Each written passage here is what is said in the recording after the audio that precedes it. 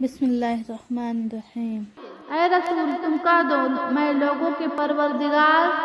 لوگوں کے بادشاہ، لوگوں کے معبود کی شیطانی وسوسوں کی برائی سے پناہ مانگتا ہوں، جو خود کے نام سے پیچھے ہٹ جاتے ہیں، جو لوگوں کے دلوں میں وسوسہ ڈالا کرتے ہیں، جناتوں میں سے خواہ آدمیوں میں سے۔